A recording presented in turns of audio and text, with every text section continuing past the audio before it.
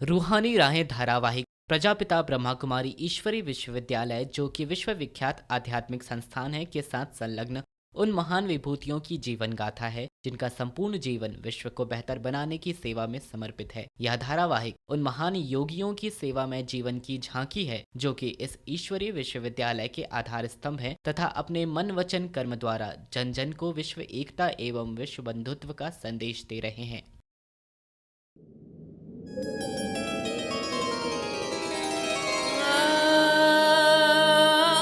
दिव्य गुणों की हैं ये राहें, ऊंचे स्वयमान की हैं ये राहें, विश्व सेवा में समर्पण है ये राहें,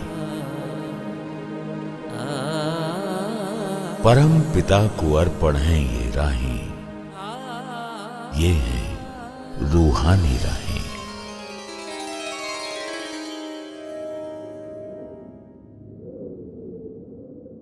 नमस्कार दोस्तों, स्वागत है आपका रूहानी राहें इस विशेष कार्यक्रम के इस एपिसोड में। जब भी सुबह होती है, रोशनी हमें दिखाती है रूहानी राहें। जब भी कलियां खिलती हैं, उनकी खुशबू हमें बतलाती है रूहानी राहें। जब भी चेहरों पर मुस्कान आती है, खुशी हमें समझाती है रूहानी राहें। क्योंकि रूहानी राहें वो होती हैं जिन पर ज्ञान का प्रकाश हो, श्रेष्ठ कर्म की सुगंध हो और संतोष भरी मुस्कान हो। और हो आप सबका ऐसा ही जीवन, यही है हमारा अरमान। आज हम आपको मिलाने जा रहे हैं एक ऐसे पावन ईमानदार कर्मठ जीवन के धारक योगी से जिनमें ज्ञान, श्रेष्ठ कर्म और संतोष तीनों एक साथ प्रकट होते हैं। भ्राता बीके राजेंद्र भाई जी बड़ा ही शांत सुंदर जीवन जीते हैं। ईश्वर पर सर्वस्व है आपका अर्पित, इसलिए ईश्वर पर आपका बेहद प्यार है और ईश्वरीय सर्व प्राप्तियों पर आपका अधिकार है। आइए आज मिलते हैं रूहानी राहें के इस एपिसोड में भ्राता बीके राजेंद्र भाई जी से।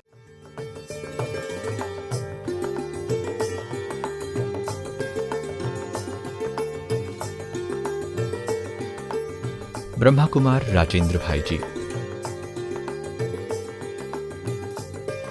आपका लौकिक जन्म सन 1951 में बिहार मुजफ्फरपुर में हुआ। लौकिक शिक्षा बीएससी पूरी करने के बाद आपने अपना लघु उद्योग प्रारंभ किया।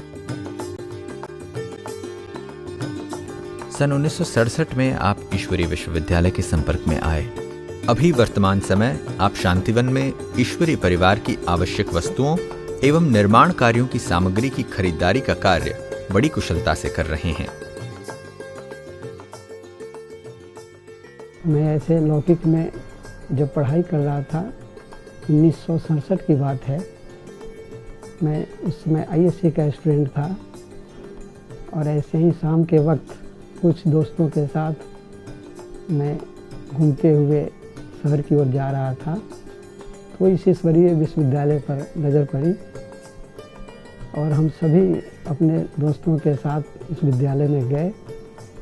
वहाँ पर सब विद्यालय के बारे में जानने के बाद मुझे बहुत अच्छा लगा। वहाँ बहनें बताई कि 7 दिन आपको आना होगा, 1 घंटा समय देना होगा। तो मैं उस समय सुबह कॉलेज करके फिर आ जाता था और शाम में यहाँ क्लास करता था। और उस समय तो 67 की बात है, तो संस्था भी बहुत छोटी थी और हम अपने परिवार में हम लोग मांसाहारी थे, सब कुछ खाते थे, लहसुन, प्याज, मांस, मछली वगैरह। मैं पहले दिन से ही माँ को तो बता दिया कि मुझे कुछ खाना नहीं है और मैंने खाना छोड़ दिया। धीरे धीरे हमारे पिताजी को जब ये बात मालूम हुई तो वो बहुत गुस्से में आ गए और उन्होंने कहा कि नहीं, तुम्हें संस्था छोड़ देना है, ऐसी संस्था में जाना नहीं है, संस्था अच्छी नहीं है। लेकिन मैं चुपचाप सुनता रहा। हमारे घर परिवार में एक डिसिप्लिन था कि हम बड़ों के सामने कुछ उनका जवाब नहीं देते थे और उनसे बहस नहीं करते थे। जो बोलते थे चुपचाप मैं सुन लेता था। ऐसे करके मैं धीरे धीरे धीरे चलता रहा। माँ तो ममता तो होती है बच्चों से, तो माँ हमको ज़रूर लहसुन, प्याज, मांस, मछली से अलग रखी। कुछ दिन चलने के बाद जब देखा कि पिताजी बहुत उग्र रूप उनका हो गया, तो हमें लगा कि अभी कोई दूसरा रास्ता ढूंढना पड़ेगा। बीएससी करने के बाद ज़्यादा समय मैं अपने सेवा केंद्र पर ही बिताया करता था। फिर धीरे धीरे हमको सेंटर पर रहने के लिए उस समय संदेशी दादी थी, तो उन्होंने छुट्टी दिया कि भले आप सेंटर पर रहो। फिर मैंने एक मकान भी लिया भाड़े पर और विधिवत वहाँ अपने फैक्ट्री का नाम रखा। दादी संदेशी दादी जी थी, उन्होंने उस फैक्ट्री का नाम शिव ज्योति इंडस्ट्रीज रखा और तब से मैं उस फैक्ट्री को चलाया। लेकिन कुछ भी हो, मेरा एक नियम था कि पहला काम हमारे अपने सेंटर का होना चाहिए। यहाँ के सत्य ज्ञान एवं परमात्मा पिता में अटूट निश्चय के कारण आप विभिन्न भ्रांतियों व विरोधों के बावजूद भी ईश्वरीय मार्ग में आगे बढ़ते रहे। विश्व सेवा की तीव्र उत्कंठा आपको संस्था के मुख्यालय माउंट आबू तक खींच लाई। 1969 में आप पहली बार मधुबन आए। यहाँ के भाई बहनों के ईश्वरीय स्नेह व पालना ने इस दैवी परिवार से आपका एक गहरा रिश्ता जोड़ दिया।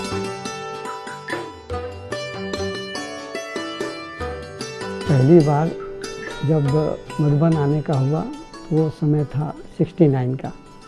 बाबा तो 18 जनवरी को शरीर छोड़ चुके थे, लेकिन हमें 69 में जुलाई में आने का अवसर मिला। मधुबन आने के बाद तो मुझे ऐसा लगा कि असली घर तो यही है, इसके अलावा और कुछ नहीं है। अगर स्वर्ग है तो मधुबन है, जबकि मधुबन उस समय तो बहुत छोटा ही था, बहुत कम लोग यहाँ रहते थे। तो एक सप्ताह हम मधुबन यहाँ रुके थे। मधुबन देख के ऐसा लगा कि नहीं, यहीं रह जाना चाहिए। लेकिन पहली बार आया था और वहाँ पर तो मुजफ्फरपुर जाना ही था, इसलिए फिर मैं वापस चला गया। ऐसे करके मैंने मुजफ्फरपुर में जो अपनी फैक्ट्री शुरू किया, ऐसे करके 1, 2 ऐसे 3 फैक्ट्री मैंने चालू किया और 3 फैक्ट्री को मैंने करीब 18 वर्ष तक मैंने इस फैक्ट्री को चलाया।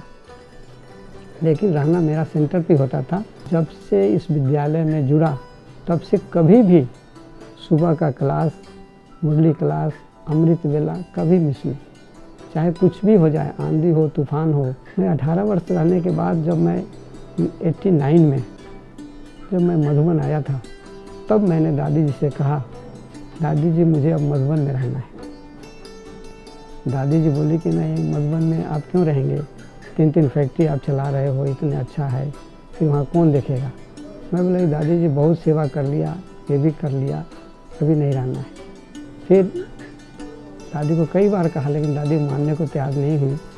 अंत में जिस दिन जाना था उससे एक दिन पहले मैंने दादी जी को बोला, दादी जी अगर आप छुट्टी नहीं देंगे तो मैं वहाँ फैक्ट्री बंद करके माउंट आबू आ जाऊँगा और यहाँ पर ही छोटे रूप में फैक्ट्री चलाऊँगा, लेकिन अब रहूँगा मैं माउंट आबू में। फिर जब दूसरे दिन जाने का समय आया, फिर मैं दादी से छुट्टी लेने गया। फिर दादी ने मुझे अपने आप, दादी ने बोली अच्छा ठीक है दादी आपको छुट्टी देती है। दादी ने जब ऐसा बोला तो मेरे को तो इतनी खुशी हुई, उस समय आँख से आंसू भी आए कि कैसे दादी ने छुट्टी दिया। फिर मैं मुजफ्फरपुर गया और धीरे धीरे सारे फैक्ट्री को मैं अपने पार्टनर को सौंप दिया और सबसे छोटा भाई मेरा था उसको भी मैंने उनके साथ जुड़ा दिया। और फिर जो कुछ मेरे को था लेना था, कुछ पैसा वगैरह लेकर के डायरेक्ट वहाँ से मैं अपनी गाड़ी थी जीप लेकर के मैं 90 में मैं मधुबन आया।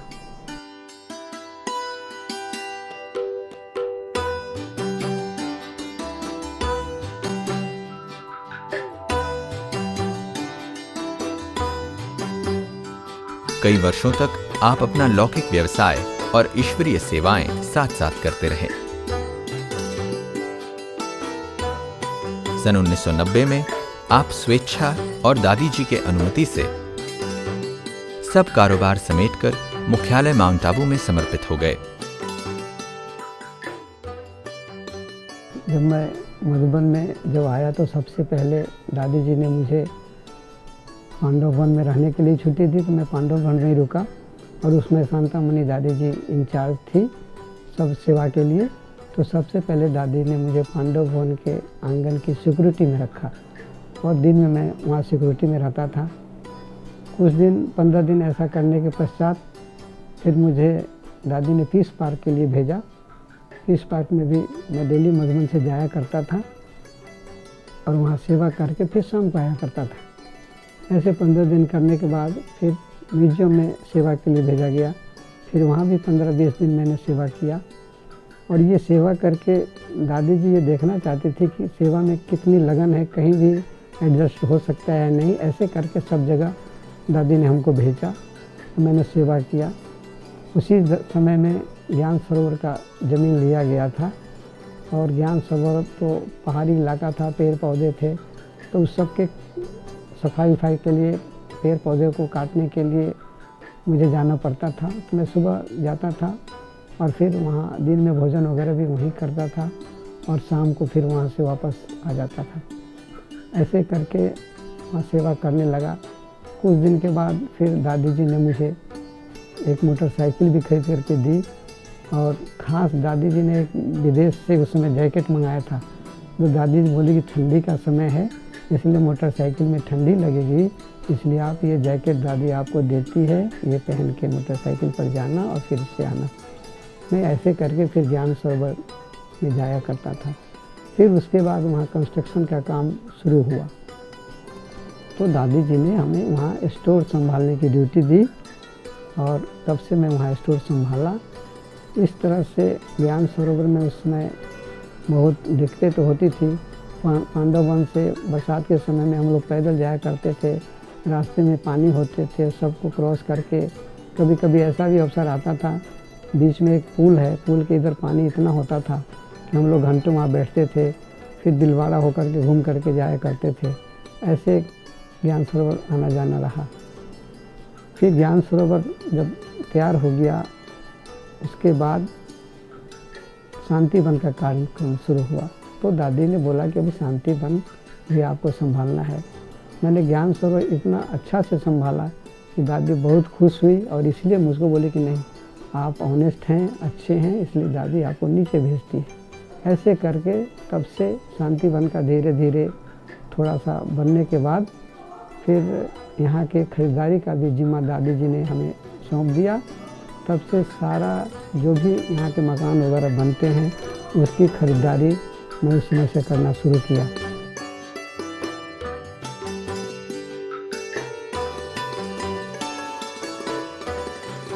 मधुबन आने के बाद आपने विभिन्न प्रकार की सेवाएं की, जिसमें ज्ञान सरोवर परिसर के निर्माण कार्यों में आपका मुख्य योगदान रहा।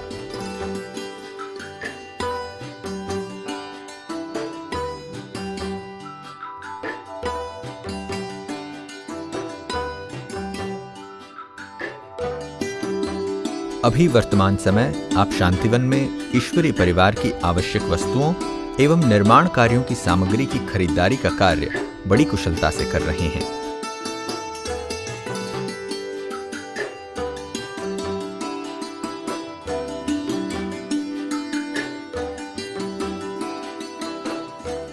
अभी भी शांति वन में अभी तो कंस्ट्रक्शन दिनों दिन बढ़ता ही जा रहा है और इतने सारे कंस्ट्रक्शन होते हैं, सारा खरीदारी मुझे करना पड़ता है। इसके लिए अहमदाबाद भी जाना पड़ता है, चाहे कभी दिल्ली भी जाना पड़ता है, सब जगह मैं जाता हूँ। लेकिन ज़्यादातर मैं कोशिश यही करता हूँ फ़ोन द्वारा ही या वहाँ के भाई बहनों के द्वारा ही ये काम करें और मैं यहाँ से फ़ोन से ही सारा काम करता रहता हूँ।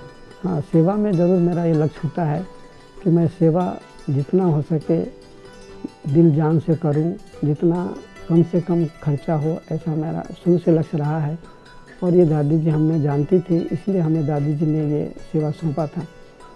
आज भी मेरा ये लक्ष्य है कि जब भी मैं अहमदाबाद कहीं भी जाता हूँ मेरा ये लक्ष्य होता है कि एक पैसा भी अपने ऊपर हमें खर्च नहीं करना है।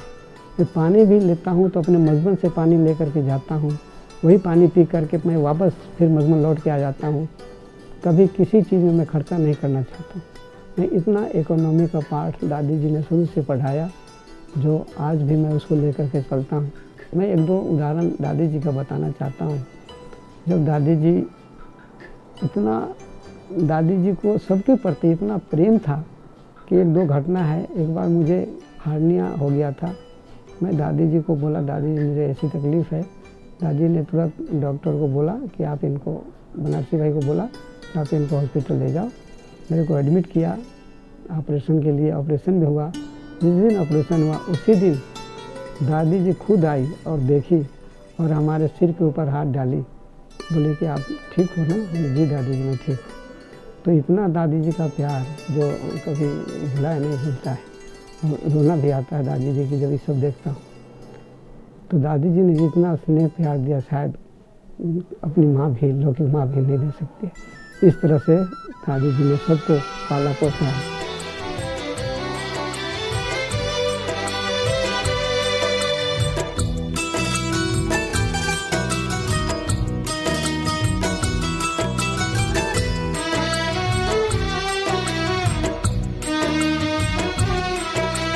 ममता की मूरत माँ जग में तेरा साया, ममता की मूरत माँ जग में तेरा साया, तेरी मुस्कान रूहानी कहती तेरी कहानी, तेरे आंचल की छाया में हो, तेरे आंचल की छाया में सुख ही सुख पाया, ममता की मूरत माँ जग में तेरा साया।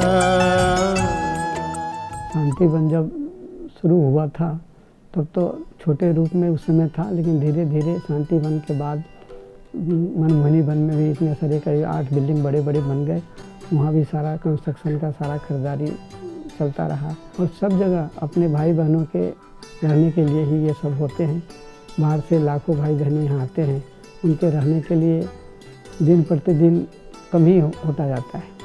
और ऐसे तो बाबा भी हम सबको बोलते हैं कि बच्चे दिन पर दिन इतने आते जाएंगे, आप जितना बनाएंगे वो आपको कम ही पड़ेगा। तो हर साल कुछ ना कुछ नया बनता है और हर साल कुछ कम होता ही जाता है।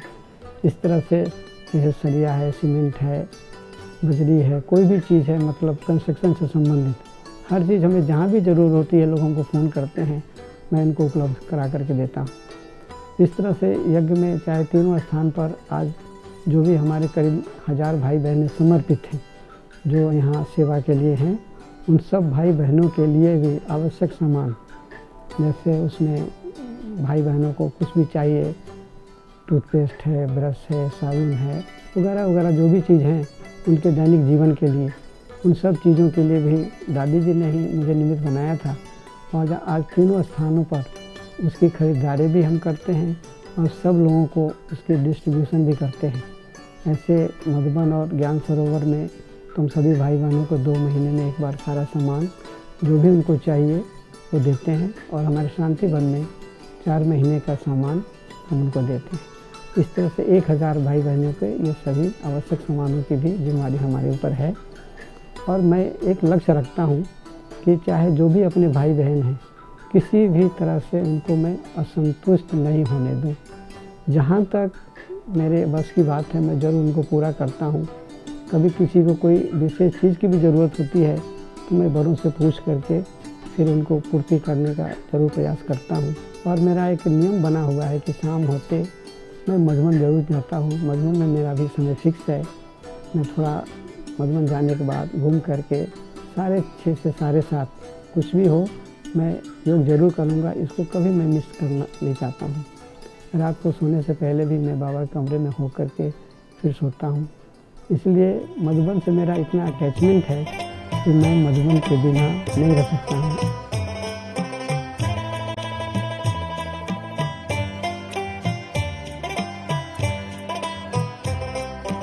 बेहद का प्यार आपने हमको है दिया, हीरा हमें बना कर श्रृंगार है किया, श्रीमत से मंचमन को आवाज हम करें, किन शब्दों में आपका धन्यवाद करें, दिन रात की ये सेवा हम याद करें, किन शब्दों में आपका धन्यवाद करें। इस ज्ञान में आने से सबसे बड़ी फ़ायदे की बात तो यही है कि स्वयं भगवान इस ज्ञान को हम सर्व आत्माओं को दे रहे हैं। ये सबसे पहले जानने की चीज़ है। जो भी हमारे भाई बहनें अगर इसको जानते हैं, आज दुनिया में भी लोग भगवान की पूजा वगैरह ज़रूर करते हैं, लेकिन एक्चुअल भगवान कौन है इसकी अगर पहचान है तो अपनी इस ब्रह्मा कुमारी संस्था के द्वारा ही मिल सकती है, जो मैंने अनुभव किया है। क्योंकि मैं भी लौकिक में तो मंदिर वगैरह में जाया करता था, और एक बाबा धाम की यात्रा जो लोग साल में एक बार जाते हैं उसमें भी जाया करता था, लेकिन सचमुच में ये पता तो था नहीं, ये तो यहाँ आने के बाद पता चला। तो जैसे आज हम शरीर को स्वस्थ रखने के लिए हम एक नियम बनाते हैं, कुछ अपने नियमों के आधार पर शरीर को ठीक रखते हैं, ऐसे आध्यात्मिक जीवन में उन्नति के लिए सबसे पहले जो बाबा ने हम सबको बताया है कि पवित्रता की धारणा, ये सबसे बहुत ज़रूरी चीज़ है। और जहाँ पवित्रता है वहीं सुख और शांति भी है। इसलिए अपने इस लौकिक जीवन में भी एक नियम ज़रूर बना के रखना चाहिए। जैसे लौकिक में लोग भक्ति मार्ग में भी सुबह उठते हैं, भगवान का भजन कीर्तन करते हैं, मंदिर जाते हैं, ऐसे इस ज्ञान मार्ग में भी ये बहुत ज़रूरी है। तो सबसे पहले आत्मा का, जैसे शरीर का भोजन ज़रूरी है, इसलिए आत्मा का भोजन योग और ज्ञान। आपकी सादगी, वफादारी एवं मितव्ययता के गुणों के कारण आप सर्व के लिए एक उदाहरण मूर्त हैं। राजेंद्र भाई जी का त्यागमय एवं सेवामय जीवन अनेकों को दिव्य जीवन जीने की सतत प्रेरणा प्रदान करता है। दोस्तों, आज बीके राजेंद्र भाई से मिलते हुए आपने एक और सेवामयी जीवन के बारे में जाना, और आपने ये भी जाना कि यदि अपने कर्म का निर्वाह पूरी ईमानदारी, सत्यता और प्रेम से किया जाए तो उससे कितना संतोष और सुख मिलता है। और आपका भी जीवन घर परिवार में रहते हुए, अपना कार्य करते हुए बेहद सुंदर हो सकता है, यदि आप दिल से चाहें। और अगली बार किसी और खास शख्स से मिलाएंगी आपको रूहानी राहें। ओम शांति, नमस्कार।